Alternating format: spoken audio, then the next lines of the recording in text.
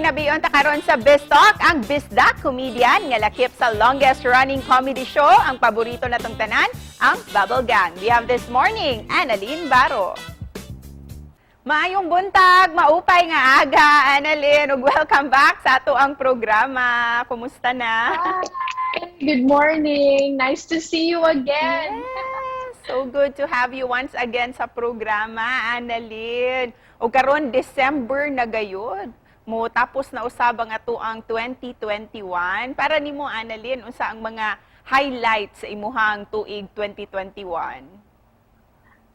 Pinaka-highlight sa akong 2021 is I got to finish First Yaya nga book 1. Unya karon ongoing ang among taping sa First Yaya book 2. May na may book 2 karon unya, and then streaming na sad ang movie sa Netflix. Actually nag-stream siya noong November 25 pa. So mayon ta makatanaw mo, and more blessings pa next year. Ay, of course, more exciting and successful projects coming your way the next year gayud. Kay nagkaduol naman jud ang Christmas, Annalyn. How are you going to spend your Christmas this year? Muuli ba ka dito sa Tacloban? Actually, akong family nasa Ormoc. Plano na mo mag-Boracay. May unta, may tag, if God will allow me. Never pa ko nag-Christmas nga, dili sila kauban. So, muna, excited ko yung Christmas kay sila gi-permi ako to spend time with.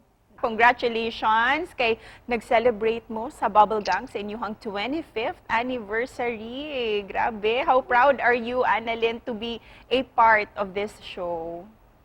Super duper proud gid kaayo kay since bata pa gid ko sige na og tan-aw ani, and imagine na naano ko diri part na ko sa show. It's really grabe lang yun, kaayo ka-overwhelming for me, and very thankful yun kay Lord na gi-appeal ko ano niya nga show nga dili lang kay kato nag-celebrate me, dili lang siya about bringing happiness, comedy, nagi kanang touch of heart gani. Mga writers sa Bubble Gang prepare na sila for Christmas special, New Year, tanan. So muna yung dapat abangan sa mga tao kay daghan pa kaayo mig i-showcase na mga segments, sketches, and syempre, ang akong what is the meaning of this? Abangan mo na nila.